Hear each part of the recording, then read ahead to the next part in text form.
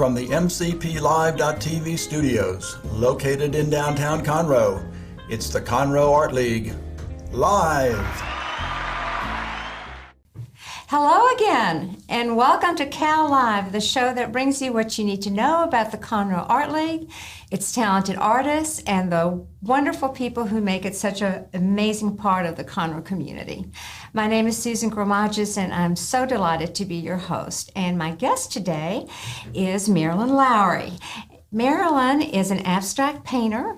She's the creator of Imagine Art, a collection of abstract art pieces and wearable art.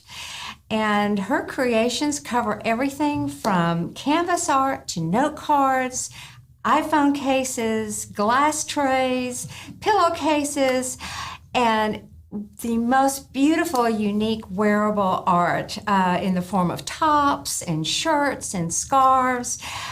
Beautiful wraps. I can't wait to talk more about that with Marilyn and get to show you some of those beautiful things that she makes. So welcome, Marilyn. Well, thank you, Susan. It's great to be here. I'm thrilled to have you be part of our show today. Let's get started and talk a little bit about you. First, let's find out a little about where did you grow up and what brought you to the Conroe community? And are you married? Do you have children? Tell me a little about your background. Sure. Well, I grew up in the Houston area.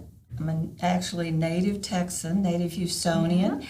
And I didn't get to Conroe until after I was married the second time. And we lived in Katy. And I always lived in the north part of Houston. But when I got married again, we moved to Katy, and there weren't enough trees. I said, let me come back to the trees. Yeah. So we found a lot, and we built up here, and since then, it's all history. But we have three wonderful sons between us, and one wonderful grandson, and one son that's still single, and so we'll see what happens with them. That's right. I saw on your website that you were an educator. Tell me about your career in that before you started all of this. Right. I've always loved art, but I was from a family where my mother was an educator, and my family was very practical about what they expected from their children. They wanted us to go to college, but they wanted us to have a practical career. And back when I was in school, there weren't very many things that were open to women. You could either be a secretary or a nurse or a teacher. And I didn't think I wanted to be a nurse, and I couldn't type. So I thought, well, I guess I'm stuck with going into education. But I never regretted it. I enjoyed it the entire time. I was a teacher just briefly. And then I became a counselor, and I was a counselor for 25 years, and my last 7 years before I retired, I was director of the guidance program at Houston ISD. Oh, wow. Yeah, it was fun. Rewarding, probably, too. Wonderful, working with the kids. And then I've always said that I'm the luckiest person in the world because I've worked with the best people in the world. Counselors are the sweetest and most loving people, and I got to supervise and train them. And then I started doing my art, and when I did, then I got to know the artists, and the artists are the next best people in the whole wide world. Another great community. Absolutely. Yeah, so tell me how you got involved with the art. Well, like I said, I've always enjoyed art.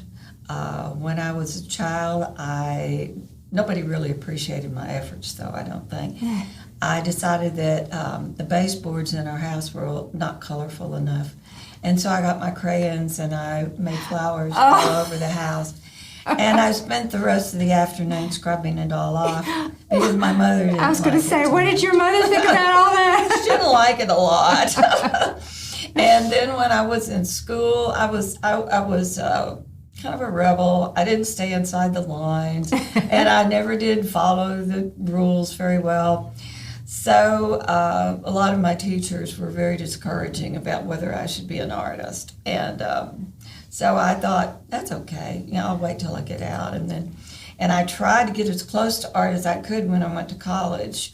But as I said, my parents were interested in my going into education, and I couldn't they didn't want me to teach art. That was still too frivolous. So I got as close as I could, and I majored in home economics. Okay. Which I don't think even exists anymore. I don't think that is even an elective anymore. I don't think so, and it should be. Yeah. Because so yeah. many people don't know how to cook. They Exactly, don't know how to sew, exactly. And those are just Yeah, practical very important things. Yes, exactly.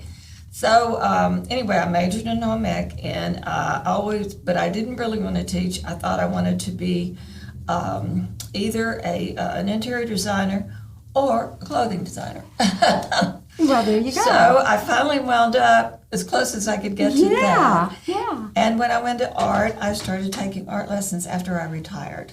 Okay. And then I went back to college and I studied art. I did several courses, and I even had the idea that I was going to get a degree in art then. And then I thought, I don't think I want to go to school anymore. I was pretty tired by then. So I just decided to join the art community and play. So were you always leaning towards abstract? Was it always, or did you start out, did you evolve into abstract? I did. Okay. I did.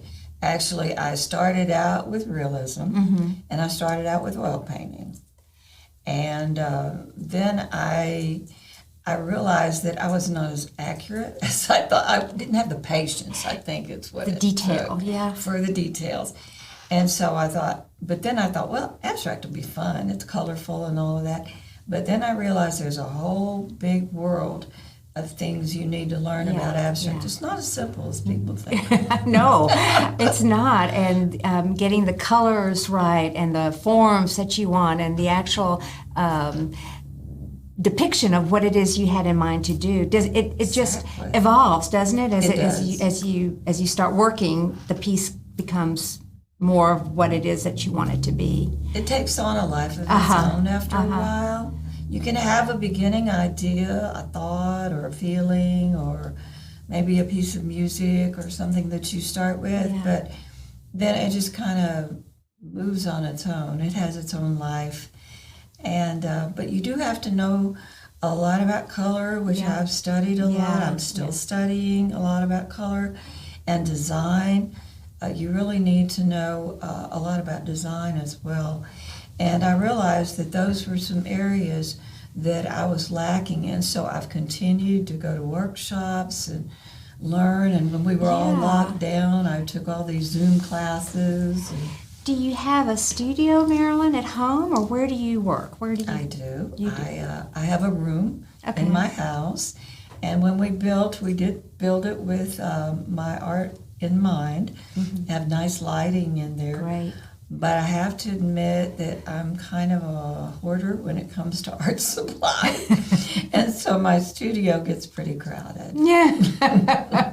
Well, do you need a lot of space to do? How big are your canvases? Are they vary or? They vary. Okay. Actually, lately I've been working a little smaller. But I have made some really big pieces, 48 by 48. Oh, wow.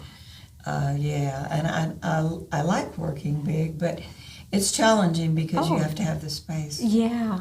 Do you work to music, or do you do it or just in solitary and silence? What do you prefer? It varies. It varies. It just depends on my mood. But I'm very eclectic in my music taste, so I may put on a piece of something and then just paint away, or I may just have some feelings and just have it quiet. Yeah. It just on the mood, and I'm sure the piece that actually evolves is how you feel, your mood. It really is. It takes a life of its own, but also part of how you feel at the time that you're working on it. Exactly. Yeah.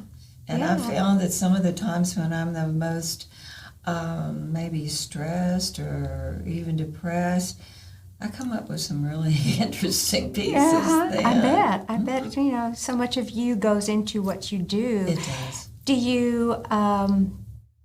How do you know when a piece is finished? That's a very good question. And I've labored over that. In fact, I have a tendency to overwork things sometimes because I don't know when to quit. but I just have to stop. I just have to stop. And sometimes the piece will tell me when it's done. Yeah. You just step away. You say, okay, that's Right. it. Yeah. And then sometimes I will put something extra on there, and I'm like, oh no. I should have quit while I was ahead. Oh, well, I would love to talk a little bit more about your art and look at it. So maybe we can have one of the pieces brought up, and you can tell me a little sounds bit about great. what you do. Look at that. That's amazing. Looks like almost like a gem or a crystal, or it's just beautiful. Tell me about it. It has, yes, it does have some sparkly in it. It really does. I like to add that to my pieces sometimes, just kind of make them pop. I love color, and then that particular piece is oceanic piece too. It kind of reminded me of the ocean. Yeah. And yes. Yes, it does. It's almost, waves crashing, or it could be. How big is that piece? Actually, it's 36 by maybe 18 by 36, Oh, maybe, so or maybe it's longer. Pretty but big piece. But this was this piece was from that actually. Oh, this see, cars. so I did come from- wanted to move into your actual collection as well. Your Vita. It's Right, Vita. it's called Vita. Vita. Right. So tell me how that evolved. I had my art on Fine Arts America, and I was contacted by someone from this company called Vita. And it's a very interesting company. It has they're a profit-sharing company, and they have artists all over the world that make the designs for them. And then they hire people from third world countries who design the fabric, and then they sew the garments. And so it helps, and everybody shares in the profit. So it's a way to help people from third world countries that to earn a living. How wonderful! Oh, It's that's great. great. So part of what you sell, or what goes to help them. Exactly. That's amazing. Well, they found you. You said, They did. and so you went ahead and. I did. I Decided- submitted my yeah. designs. I had never thought about that, but I thought, oh boy, I actually am going to have my designs on clothing. This is really amazing. Yeah. So, and they build this wonderful website for you, and they have all of your work on there, and then you market it yourself, and then it can be sold from the website. And if you wish, you can purchase in quantity yourself, and they do have some discounts if you do that. And then you will be able to sell from the website, but then also you can build a stock and Sell sell retail. it yourself if you want to. Wow. Or And I have- maybe even on consignment with the store, or sell it through a store. Yeah. Exactly, which I do now. Well, so I want our audience to know where they can go do that. So the website is shopvita.com, is Yes, that right? it is. There's and yes, actually, it's a little long. So I Yeah, don't know, maybe it's shopvita.com /collections /Marilyn dash Lowry. Right. But anyway, I think if they search shopvita.com and put your name in, it'll They come up to will, you. and actually, if you just go Google Marilyn Lowry, Oh, okay. you'll find me on Vita, and you'll find me with Imagine Art, and so Great. they'll So- give you some so you- websites on there you can go to. That's a great, I think the audience will love to go through and see. Let's look at another piece. Oh, wow. That's galactic. I love it. I know. This actually is my signature piece. Oh, I love this piece. This was like one of the first really colorful abstracts that I did. And it's done with, it has a lot of mica chips in it. And then I used powdered paint. And I blew the powdered paint. And that's how I got the effect in the center of it. wow. So I do lots of different techniques. I really like to play with things and learn new things. And this one's called Starburst. Oh, Marilyn, that is just, So it's water-based, acrylic, and powder. That's your. A You start with the mixture. canvas, and then you just. And then I use different things. Sometimes I use watercolors, sometimes I use acrylic, sometimes I add mica chips, sometimes I'll put powdered paint and blow it, or use a little squeezy thing and blow it across. So there's texture to your Yes. Canvas when you. Absolutely. Oh, I like Wow. texture, Yeah. I like color, yeah. that's just beautiful. And okay, there's another one I want to look at. Okay. That is just so cool. That is so Thank cool. I you. love the colors. And is that fabric or? It's fabric.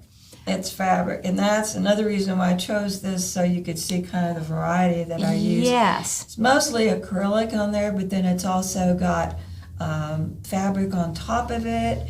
And then I painted on some, it's layer and layer and layer on top of layer. It's got paper. Some of the paper you can see is torn at the top where it looks like little mountains there. And Would you call that a collage or? would you- it's like a collage. collage, It's like okay. a collage, yes it is. And that piece evolved, too, because I kept putting layers.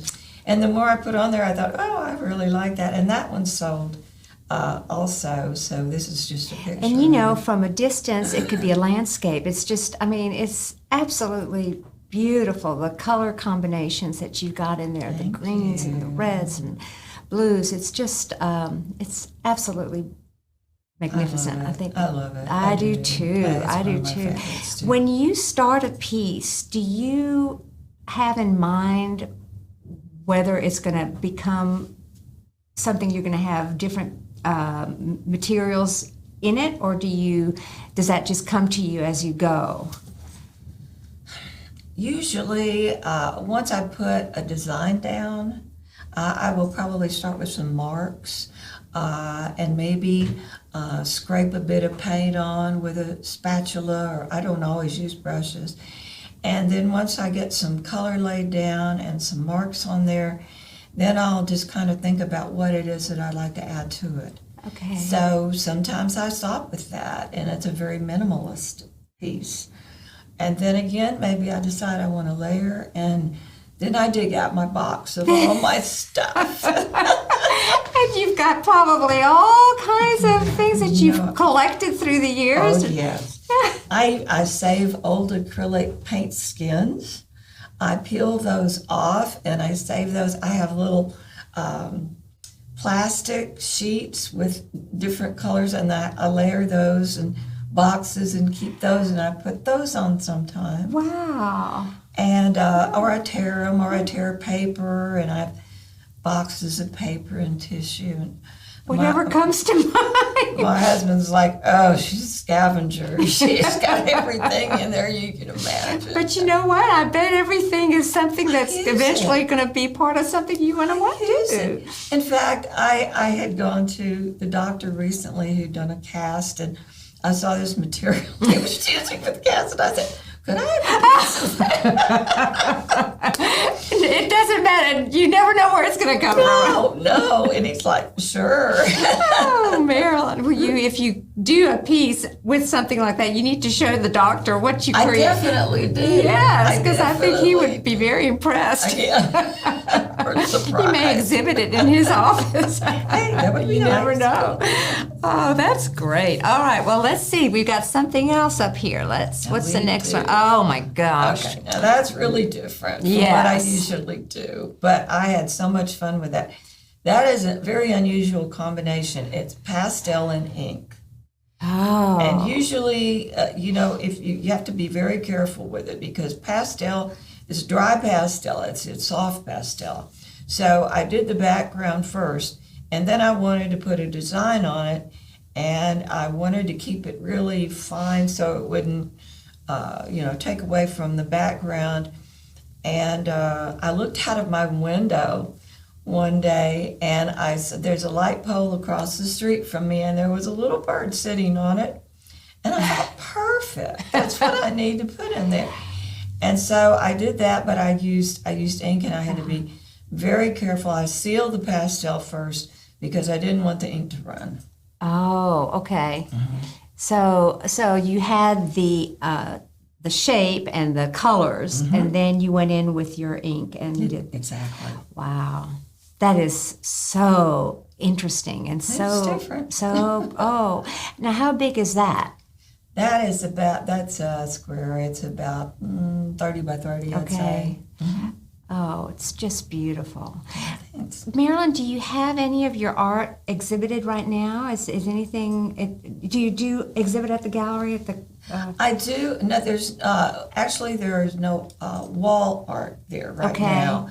But we're getting ready to start the trunk show. Yeah. And I will have my garment work in there, wearable art coming up in there. Where do you, if you do have your canvases, where do you show those? Okay. Well, usually At the gallery. Okay. Right. Okay. So you kind of rotate. Sometimes you put the canvases up, and sometimes you have the art. Well, mostly the canvases if I'm hanging in there.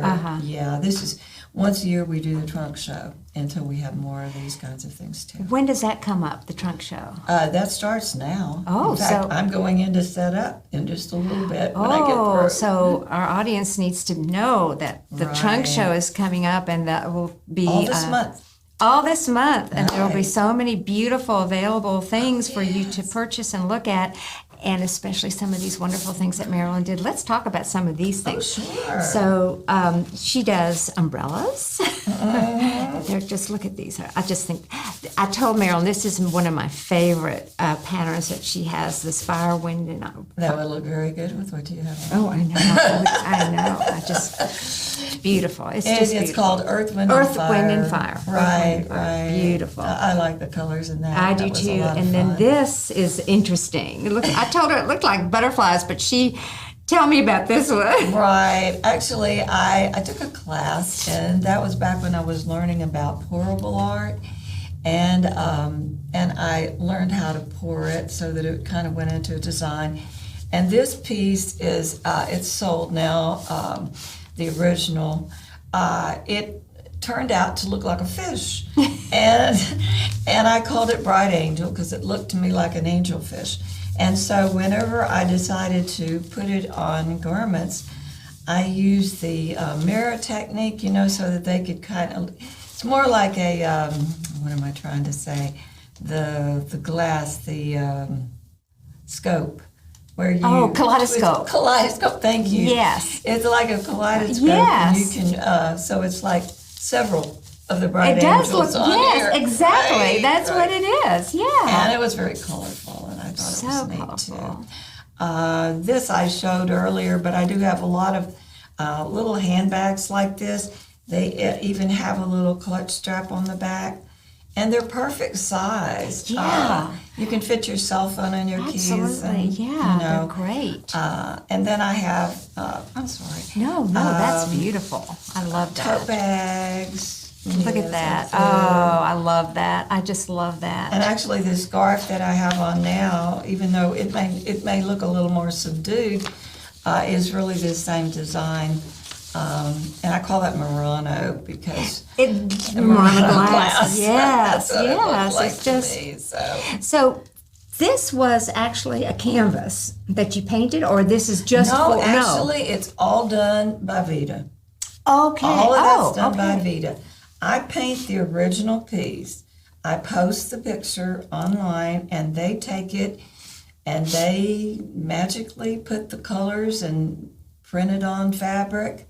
And then some of these folks in third world countries have a job, and they're sewing things and all kinds of garments. So it's Do it's they really send that to you after it's made, so you see how the actual product turned out, or you just No, They do. when you buy it, Yeah. then you get it. But I have been so pleased because their work is very, very well it's done. beautiful, very very, well very high quality. It looks It is. Yeah. Now, they closed down during the pandemic, and so they are just barely opening up again now. And I Okay.